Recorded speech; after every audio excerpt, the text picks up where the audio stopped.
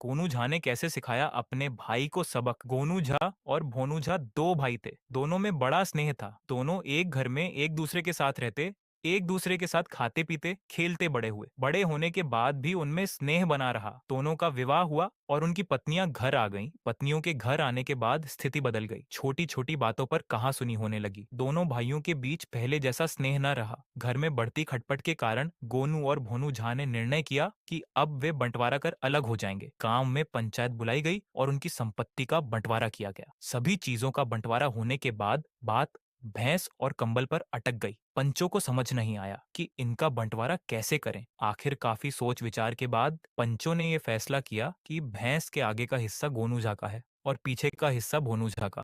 कंबल दिन के समय गोनू झा का है और रात के समय भोनू झा का। बंटवारे के समय किसी ने कोई आपत्ति नहीं की, लेकिन कुछ दिनों में ही गोनूजा को समझ आ गया कि वह मूर्ख बन गया है। वह दिन भर भैंस को चराता, उसे खिलाने पिलाने का पूरा ध्यान रखता, लेकिन शाम को भोनू पूरा दूध दुह लेता। गोबर पर भी वह अपना अधिकार जमाता। कंबल को गोनू दिन में धोता सुखाता, लेकिन रात में भोनू उसे ओढ़कर सो जाता। कुछ दिनों तक गोनू सब चुपचाप देखता रहा। उसे लगता था कि भोनू उसका भाई है। कुछ दिनों में वह उसे भी भैंस का दूध देने लगेगा और कंबल भी देगा, लेकिन वैसा नहीं हुआ। जब उसे विश्वास हो गया कि भोनू नहीं सुधरने वाला, तो उसने भी चालाकी दिखाई। जब शाम को भोनू भैंस का दूध धोने बैठता, गोनू डंडा लेकर भैंस के सामने खड़े हो जाता और उसे मारता। भैंस भोनू को दुलत्ती मार देती। भोनू दूध दुह ही नहीं पाता। गोनू कंबल को गीला करके रखता और भोनू उसे रात में ओढ़ नहीं पाता। तंग आकर भोनू फिर पंचों के पास गया और गोनू की शिकायत की। गोनू ने भी पंचों को सारी बात बता दी। तब भोनू ने गोनू से क्षमा मांगी और उसके बाद से उसे भैंस के दूध में हिस्सा देने लगा। कंबल भी दोनों एक एक दिन छोड़कर इस्तेमाल करने लगे।